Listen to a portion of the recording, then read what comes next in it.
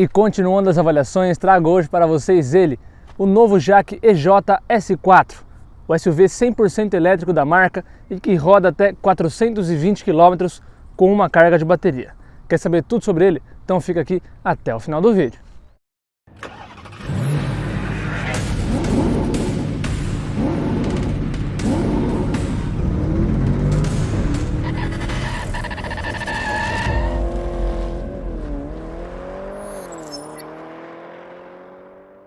Há quem diga que o EJ S4 tem o porte de um Nissan Kicks, mas também tem quem diz que ele tem o porte de um Compass. Na verdade ele é maior do que um Kicks, mas ele é um pouquinho menor do que um Compass. Em comprimento ele é basicamente um Compass, mas ele é um pouco mais baixo e menos largo. Mas ainda assim ele é um carro grande, bem maior do que alguns SUVs compactos que a gente tem por aí, Creta, Renegade, Kicks. Enfim, aqui na frente a gente tem um DRL totalmente em LED, que inclusive é conjugado com a seta. Ó, fica bem bonito, né? Uma hora ele acende o DRL e aí quando você dá seta, ele acende a seta em LED também. Aqui embaixo, farol em LED, lembrando que a gente não tem o farol de neblina ou o de milha aqui, né? A gente tem só o farol nesse aspecto em 2 andares, como a gente está acostumado a ver hoje em dia, uma coisa bem moderna. E alguns detalhes cromados e black piano. O T60, que seria a versão a combustão desse modelo aqui, que é exatamente a mesma coisa, só muda a roda e um ou outro detalhezinho que eu vou mostrar melhor para vocês. A gente teria a grade aberta, aqui não, aqui a gente tem uma grade totalmente fechada, como em preto até dá realmente um aspecto de ser uma grade, mas na verdade não é uma grade, né? É tudo fechado. Tem uma câmera dianteira, afinal ele tem o sistema de câmera 360, aqui o logo da JAC bem grandão, tamanho da minha mão praticamente. Aqui a gente tem o que seria o ACC, né? Tem como se fosse o módulo, a plaquinha que ficaria ali, mas não temos, inclusive não tem nenhum tipo de assistente de condução. Aqui a gente não tem nada também, onde fica ali o retrovisor, que seria alguns dos sistemas nos outros carros de frenagem autônoma, de permanência em faixa. Esse carro não tem nada disso. E você deve estar se perguntando quanto ele custa. Pois é, hoje ele custa R$250 mil e não tem nenhum tipo de auxílio à condução. Isso aí é um pouco complicado. Aqui teto preto, lembrando que esse teto preto ele é um adesivo, não é pintura mesmo, o que é um pouco simples, mas pelo menos também se arranhar ou riscar alguma coisa assim é só trocar o adesivo. Inclusive aqui já está dando uma soltada. A gente tem chave presencial, porém o botãozinho fica só do lado do motorista. Aqui do lado do passageiro não. Maçaneta cromada, aqui também friso cromado, repetidor de seta, outra câmera aqui. Aqui um logo 100% elétrico, mostrando obviamente que esse é um carro 100% elétrico. Bastante plástico aqui na lateral, em volta das caixas de roda, como é bem tradicional de se ver nos SUVs. Roda bem bonitona, que eu gostei bastante, ó. É uma roda com o pneu, cadê a medida? 225/45. Legal, né? Roda diamantada aro 18. Aqui para trás a gente tem basicamente a mesma coisa do T60. Lembrando que esse aqui tem teto solar panorâmico e essa barra de teto aqui que é realmente em metal, não é um plástico que parece ser de metal. O espaço para entrar aqui atrás é bacana. Eu vou mostrar já melhor sobre o espaço interno, mas é interessante. Uma coisa que não é tão interessante é porque o banco do motorista ele tem regulagem de distância, mas o do passageiro não, só o do motorista. Inclusive o trabalho é feito pela metade, porque o de distância ele é elétrico, mas o do encosto não. Vai entender, né? Fizeram o trabalho pela metade. Aqui na traseira do EJ S4 a gente tem um design bem legal, né? Claro, assim como lá na frente, o design conversa muito bem e a gente tem toda essa barra aqui em LED que fica acesa à noite. É bem legal. Toda a iluminação aqui atrás é em LED também, tanto quanto o pisca, luz de freio, luz de ré, tudo em LED. Logo da JAC bem grandão aqui, sensor câmera de ré, bastante plástico, tem esse detalhe prateado aqui e aqui também escrito 100% elétrico, para você saber que esse é um carro elétrico. Aqui também em preto, nesse adesivo aqui. Brake light tem um limpadorzinho pequenininho e eu acho que uma das melhores coisas desse carro, que é o porta-mala. Afinal são 520 litros. É bem grande. Esse carro aqui, para você carregar ele, você vai precisar de um adaptador, porque ele não é do tipo 2, que é o padrão, e a gente também não tem o padrão CCS, que é o do tipo rápido, né, da corrente contínua. Então, toda vez que você for usar esse carregador aqui, ele vai limitar sua recarga. Você pode ir num posto de até 350 kW, pode ser o mais ultra rápido que for, você não vai conseguir carregar rapidamente. Sempre ele vai limitar ali em 7 kW, o que é uma pena. O bocal de abertura fica aqui na frente, basta você plugar aqui e conectar esse outro bocal aqui na saída do tipo 2 e deixar seu carro carregando por aí. Dá para carregar em casa também, ele vem com um padrão diferente, mas é só você colocar um adaptador ali e você consegue colocar na tomada de casa, ou então você compra o Wallbox, que é a melhor opção. Ainda assim ele vai demorar para carregar umas boas horas aí, viu? Vai ter que ficar esperando um pouquinho.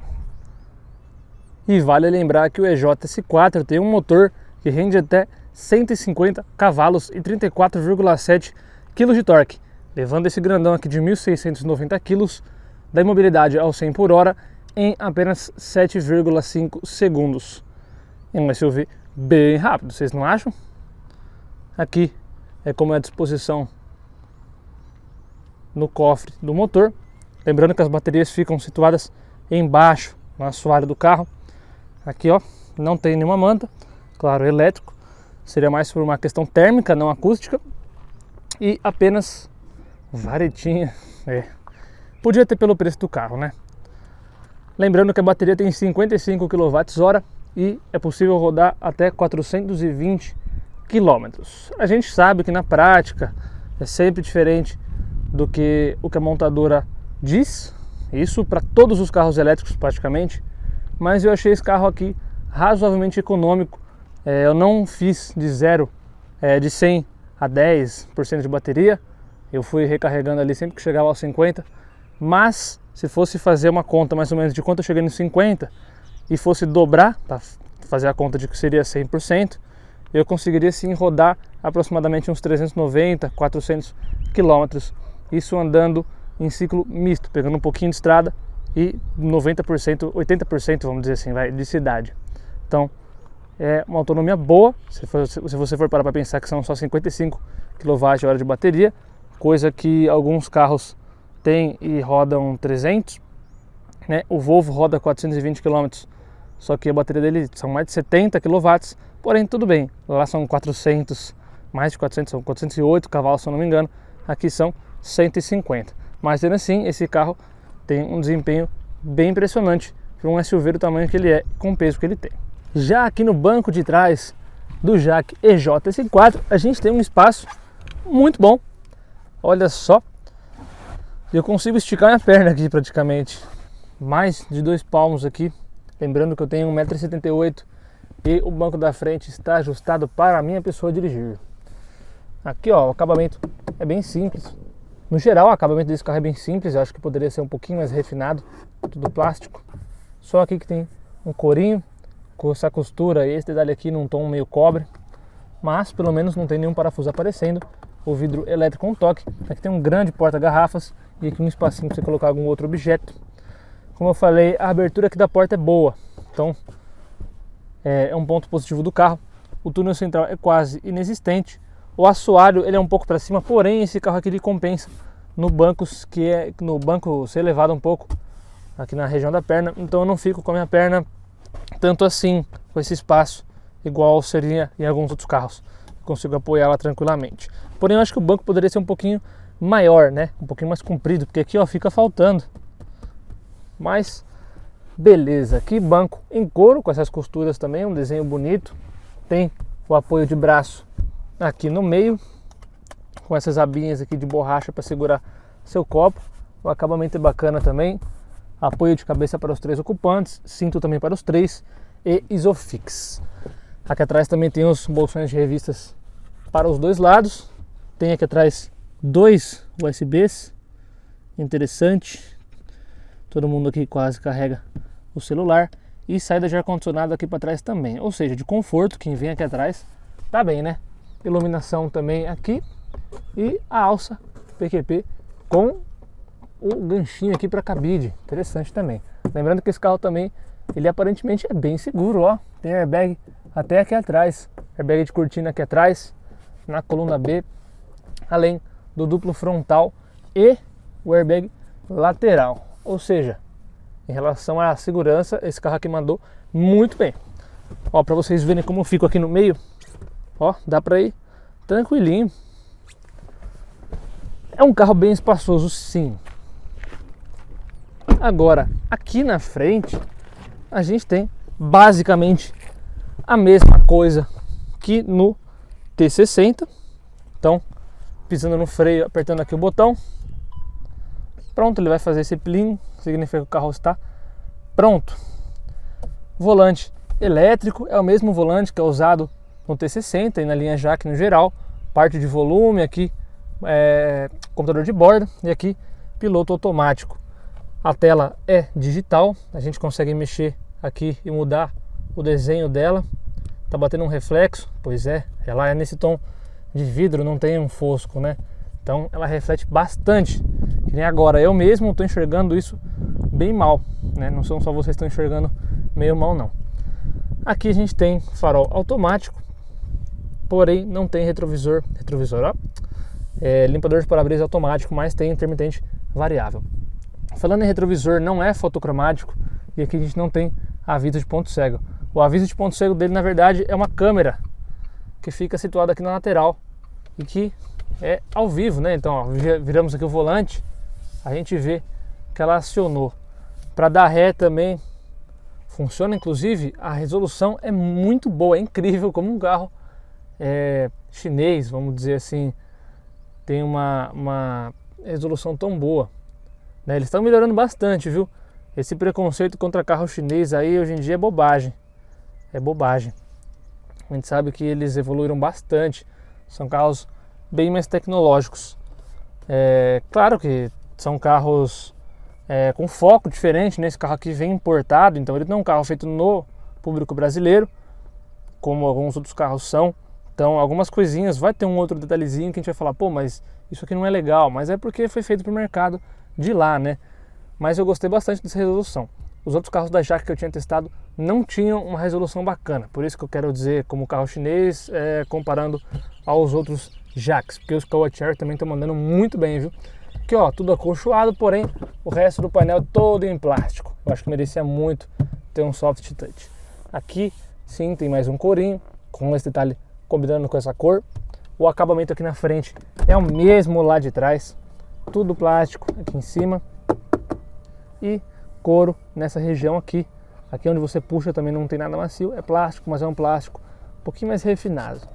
Aqui a gente tem um porta-garrafa bem grandão e um espaço muito bom para colocar aqui alguns objetos. Sistema de som são 6 alto-falantes, tem os 2 tweeters aqui em cima e também tem a caixa de som ali embaixo. Eu gosto disso aqui, ó, eu acho bem bonito, por mais que também aqui esteja dando bastante reflexo, eu acho bem bonito, porque a gente tem tudo aqui na nossa mão. Touchscreen, é uma tela bem grandona com todos os comandos do ar-condicionado e os comandos da multimídia. Bem legal, né? Lembrando que esse volante só ajusta em altura, ele não ajusta em profundidade, achei isso bem mancado.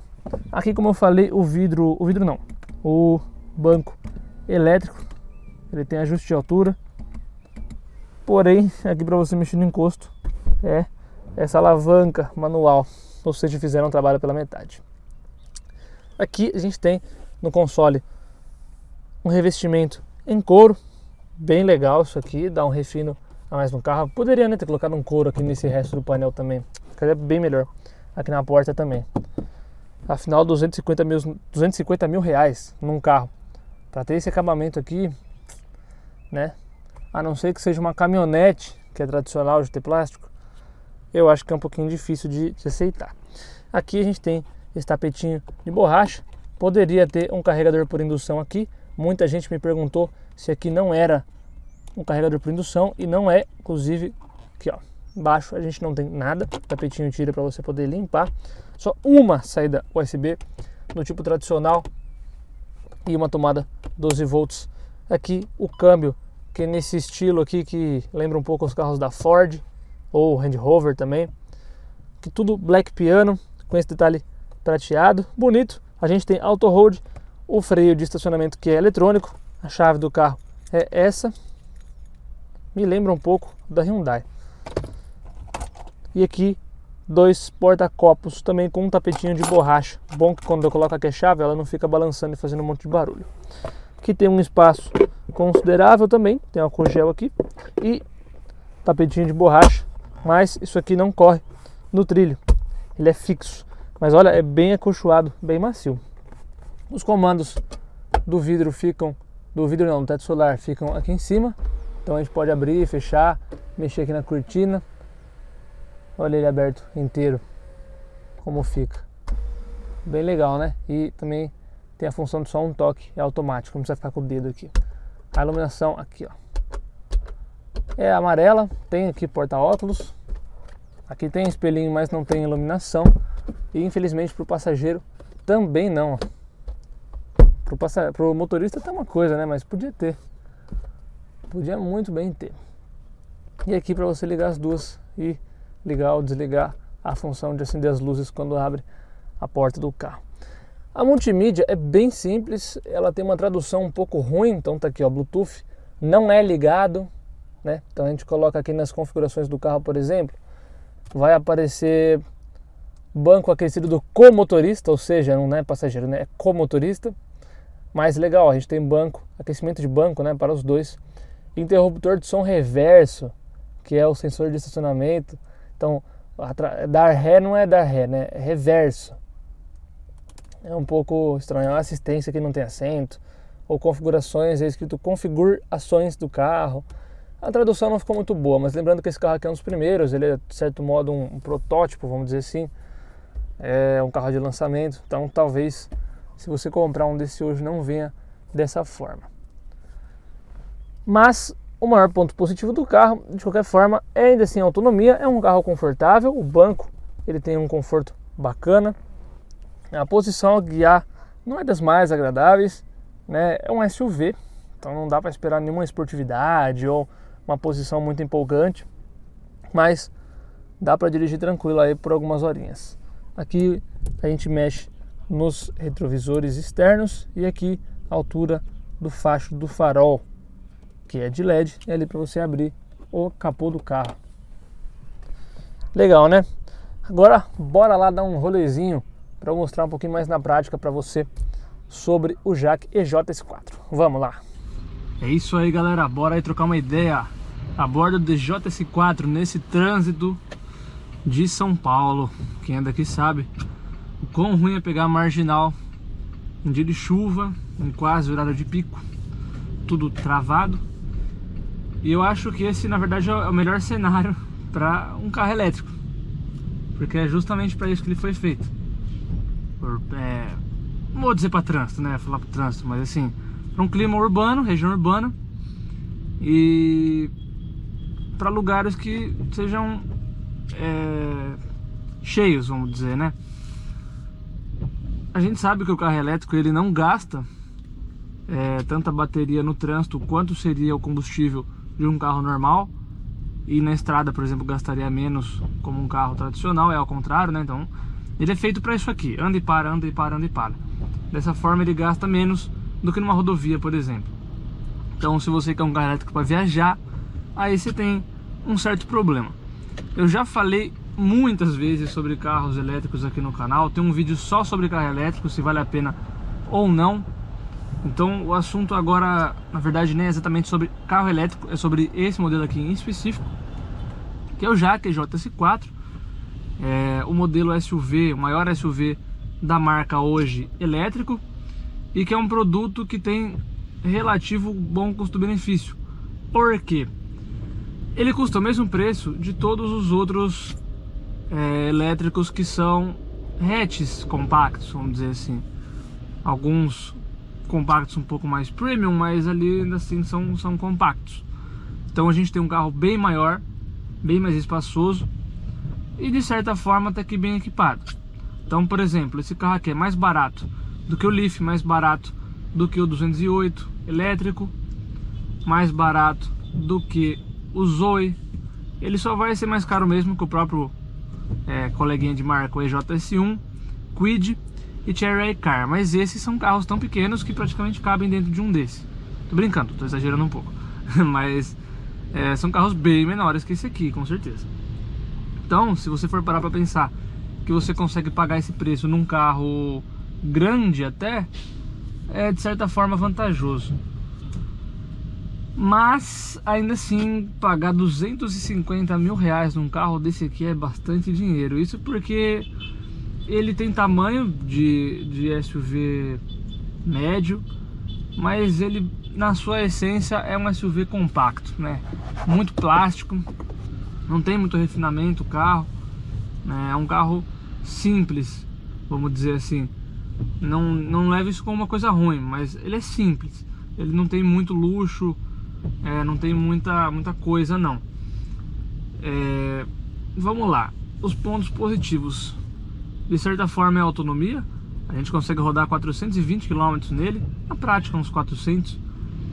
Se você pegar mais estrada, claro, essa autonomia desce, mas ainda assim é uma autonomia boa. Lembrando que a bateria dele é de 55 kWh, o que é basicamente o tamanho da bateria da maioria dos modelos, e ele consegue rodar bem mais que os outros modelos. Então, de certa forma, ele é um elétrico bem econômico, né? Não que se deva medir muito a economia de carro elétrico, afinal, se você já tem um carro elétrico, você já está economizando muito aí, com combustível e tudo mais. Mas, né, aquela questão que eu já falei, enfim, de novo, voltando a falar, assista o vídeo que eu falei sobre carros elétricos, que lá eu falo melhor sobre justamente essa diferença de preço, sobre compensar ou não pagar mais caro para não gastar combustível. Quanto tempo essa conta vai voltar? Tudo bem, não é só essa conta, né? Você tem que pensar que você pode, por exemplo, colocar painéis solares em casa, né? Você também não tem rodízio, você paga parte de IPVA só, você não paga inteiro, você paga metade. Além disso, a comodidade, o conforto, questões ecológicas também, né? A gente sabe que isso é sim uma coisa importante. É 100% limpo? Não é. Não existe energia 100% limpa. Ou se eu estiver falando bobeira, vocês coloquem aí no comentário a opinião de vocês. Mas de certa forma sempre vai existir, sempre vai ter ali um gasto de energia não, de natureza excessivo, vamos dizer assim. Não é com essas palavras que eu quero dizer, na verdade, é que eu não tô achando a palavra ideal. Mas assim, sempre vai poluir, não também era isso que eu queria dizer, mas basicamente isso. Você sempre vai acabar estragando a natureza, o meio ambiente. E não é só a questão da bateria, para onde ela vai. A questão é que o carro elétrico tem que ser fabricado, né? E beleza, ele vai andar sem poluir, mas para injetar um plástico desse, você polui. Para você fabricar esse vidro, você polui. De todas as formas, assim. Às vezes 90% do carro é vinda de energias, de fonte de energia renovável, mas sempre vai ter ali pelo menos um parafuso, um prego, que aquilo, ainda assim, na cadeia de produção, vai poluir o meio ambiente. A questão é, claro, a gente poluindo menos e evitando cada vez mais, a gente já ajuda, né? Então, hoje o que importa, na verdade, não é cortar 100% os níveis de poluição, mas sim, pelo menos, baixar, né? Então, esse carro já não polui. Então, mesmo que você, na fabricação, polua um pouco com o carro, no final, você não está poluindo mesmo o meio ambiente com gases. Isso já ajuda bastante. Agora, voltando a falar do carro aqui, ele é um carro confortável, o banco é bacana, a posição de dirigir não é nada empolgante, né? Um SUV. A forma que ele reage também não é nada esportiva, nada empolgante, é um SUV, de novo, repetindo. Então assim, tem aquele rolamento da carroceria, não é um carro grudado no chão para fazer curva igual um hatch compacto, é um sedã, mas isso é mais tradicional. O carro aqui, ele é um carro confortável, o banco é bacana, a posição de dirigir não o freio dele, a forma que ele reage também para um carro pesado desse aqui, porque ele é pesadinho, né? São 1.700 quilos aí praticamente. Eu acho que ele poderia ser um pouco mais forte, né? Tem momentos que ele até entra mais forte sim, mas alguns momentos não, né? Ele é um carro confortável, o banco em específico ele não regenera tanto bateria igual os outros regeneram quando você freia, e ele também automaticamente já freia o carro, coisa que eu não gosto. Então, por exemplo, se eu solto o acelerador, o carro começa a frear. Eu não estou pisando no freio, o carro está freando. Não gosto disso. Isso é na verdade o modo B, quer dizer, dos carros elétricos no geral, até híbridos também. Só que normalmente é aqui na alavanca que você escolhe o modo B, né? Se você quer ou não usar essa mais forte, essa regeneração da bateria. Aqui não, aqui você não tem escolha. Eu fucei tudo na multimídia. Aqui também nesses botões aqui do seletor do câmbio, também não achei nada disso. Então ele realmente freia quando você não está acelerando, e isso não é legal. E esse é o único carro elétrico que eu já vi fazer isso. Uma coisa interessante também é que ele faz barulhinho de ré. Então quando você coloca ré para avisar pessoas que estejam atrás, ele fica plim, plim, plim. Legal isso aqui. Achei que poderia ter esse botão limpador automático. A gente tá em dia de chuva aqui, eu tenho que ficar controlando toda hora. Às vezes ele vai muito rápido, vai bem devagar. Então o intermitente variável também não é tão eficaz assim. Mas pontos positivos também na chuva é que o farol dele é full LED.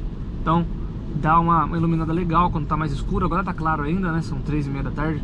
Mas quando tá escuro, assim, 6, 7 horas, começa a escurecer assim. E se você tiver um lugar um pouco mais afastado, rolando toda hora, às vezes ajuda bastante, é legal.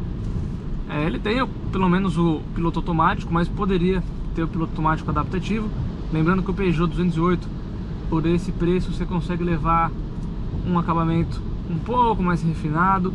Tem já o ACC, tem frenagem autônoma, assistente de direção, tem limpador automático, também tudo full LED. Então, né, tem carregador por indução. Então, assim, esse carro tem o básico: multimídia, sensor, câmera. Tem a câmera 360, o Peugeot também tem a câmera 360.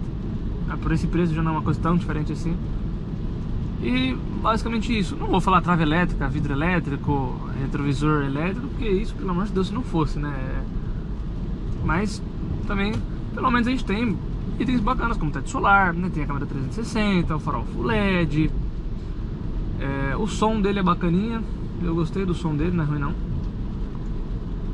Mas eu acho que falta um pouquinho de equipamento ali. O que ele ganha realmente, que é a vantagem dele em relação aos outros, é o tamanho. Ele é bem maior do que os outros. Então se você precisa de espaço, para sua família precisa de espaço de porta-mala, é esse carro aqui. Então escolha ou espaço interno ou equipamentos. Os dois juntos, você vai ter, claro que você vai ter. Você vai ter num Volvo C40, você vai ter no Audi e-tron, em carros muito mais caros, que são puramente elétricos, né? Tem os híbridos aí, mas puramente elétrico. De SUV que me vem à mente agora, me vem o XC40. Abaixo dele, qual tem abaixo dele? Porque de resto, ó, a gente tem o Leaf, o 208, o Zoe, o Kwid, o iCar, o EJS1, o Mini elétrico, né? O Mini Cooper elétrico. Também tem o Jaque EJ7, que é o sedã, esse eu não testei ainda. Também parece ser uma boa opção, mas eu não posso falar porque eu não testei. Enfim, todos esses são menores. Todos são menores. Alguns oferecem mais coisas, mesmo equipamentos, mas eu acabei de falar, ou você escolhe equipamento ou você escolhe tamanho. Por tamanho, esse carro aqui é imbatível pelo preço e pelo fato de ser elétrico.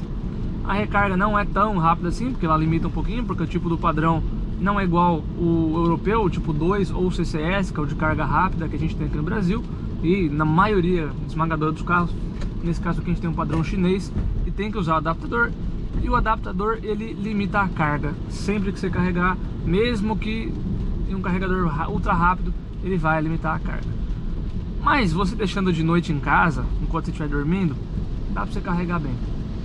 E lembrando também assim, eu andei bastante com esse carro, andei 925 km, até agora ele acabou de virar 925.